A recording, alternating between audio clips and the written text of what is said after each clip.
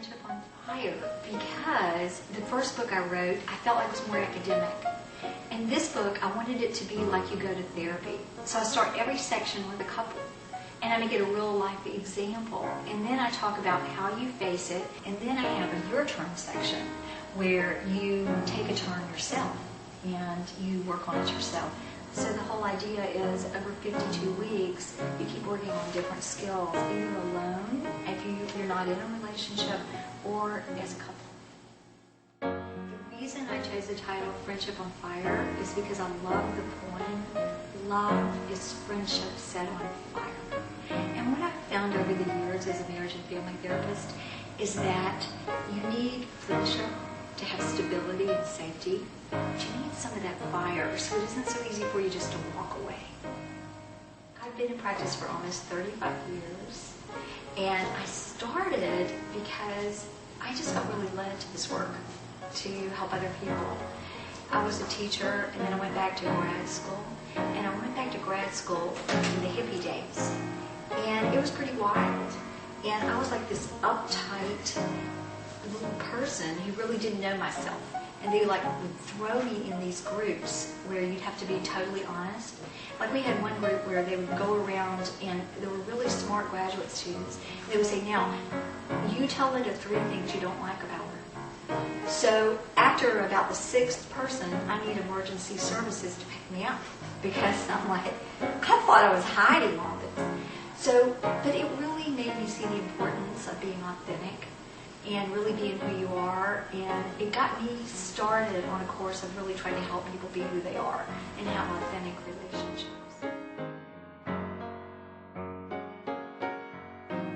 I came up with the term pizza man because I had a good friend who the last thing that happened in her relationship before she left is that she ordered pizza. And there's always some last thing that happens in a relationship and you don't really see it coming. But for her, she'd been telling her husband for 10 years, you never listen to me, you don't care about what I want, it doesn't matter to you. And one night he ordered a pizza, an anchovy pizza. She hates anchovies.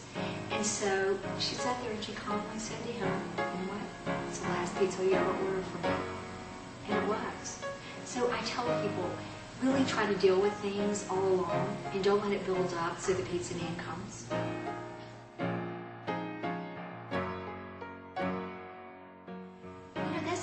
From Al-Anon. And what Al-Anon says is that when someone gets hysterical, there's usually a historical root. So very often I'll see couples, it's like they're having a fight and it seems like it's rational. But if you're just like over the top and you keep being over the top, go back and ask yourself, wait a minute, what's this about really? So for example, in my family, I felt very misunderstood. I was like different. And I was different than my siblings or the rest of my family. And so whenever I'd feel misunderstood by my husband, I would get so upset. But the way I would handle it is like all these 25-cent words. I would want to explain it to him. And it would just get worse and worse and worse. Do you know what I mean? I hope that Friendship on Fire will touch people's hearts and minds.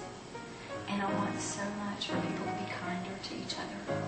And to learn that being mean isn't the same thing as being strong, that they're very different, that they can make better choices and not pick somebody just because they have a passion for them without realizing that you need the safety of a friendship, that you need loving kindness. It's like I want to make some kind of contribution to helping people learn to have more loving kindness. So that's what I want to get across in Friendship on Fire.